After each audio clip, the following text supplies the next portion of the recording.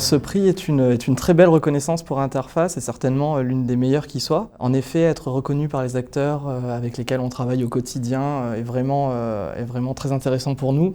Et surtout, ça nous conforte dans notre mission zéro, qui est en fait notre engagement à ne plus avoir aucun impact négatif sur l'environnement d'ici 2020 et à terme avoir des actions restauratrices.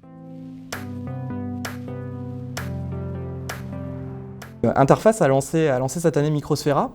Donc il faut savoir que chez Interface, toute innovation commence par la mesure. Donc lorsqu'on fait l'analyse du cycle de vie d'une dalle de moquette, les éléments qui sont le plus impactants sur l'environnement sont la fibre et la couche de latex, qui sont des éléments avec le plus gros impact sur l'environnement, mais qui sont des éléments nécessaires pour les performances techniques du produit. Grâce à une fibre en polypropylène et une construction micro-tuft associée à notre nouvelle technique de fusion modulaire, on a pu supprimer la couche de latex et du coup proposer à nos clients un produit aux mêmes performances techniques qu'une dalle textile classique, mais avec des performances environnementales nettement améliorées, puisqu'on se retrouve avec une empreinte carbone de 3 kg CO2 par mètre carré avec Microsfera, et surtout des émissions de COV nettement diminuées, puisqu'on atteint les 100 microgrammes par mètre cube, ce qui fait que Microsfera est vraiment une grande première sur le marché.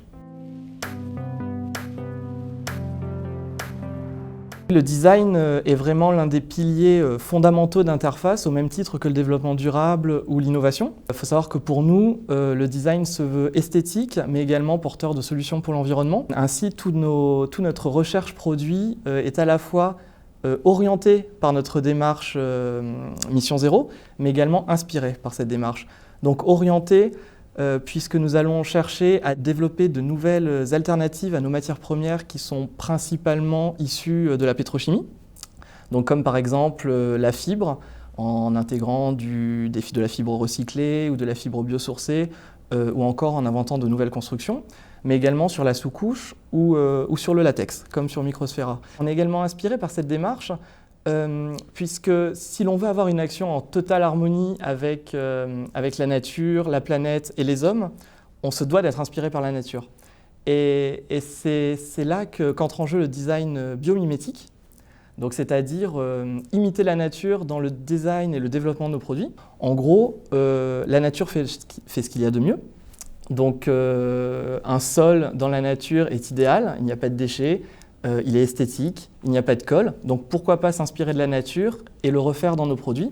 C'est ce que l'on fait dans notre développement produit. Et cette démarche nous a également montré l'essor d'une tendance en matière design, le design biophilique, qui est de plus en plus présent dans les bâtiments commerciaux de par ses vertus de bien-être pour les employés.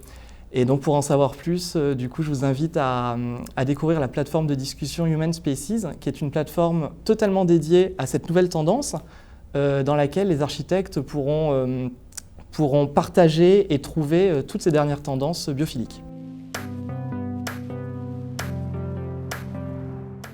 L'un des projets les plus emblématiques a été la Tour des Deux, donc récemment réalisée par l'architecte Béchu, dans laquelle on a pu intégrer notre produit Human Nature, qui est clairement un produit hautement biophilique, puisque c'est clairement une façon de réintégrer au sein de cette tour magnifique de l'extérieur de la nature qui va venir donner une réponse en fait, par exemple à cette terrasse sur le toit qui est assez extraordinaire. Et bien là on a même la nature au travers le sol via Human Nature. Donc la Tour des Deux est un très très beau projet réalisé récemment.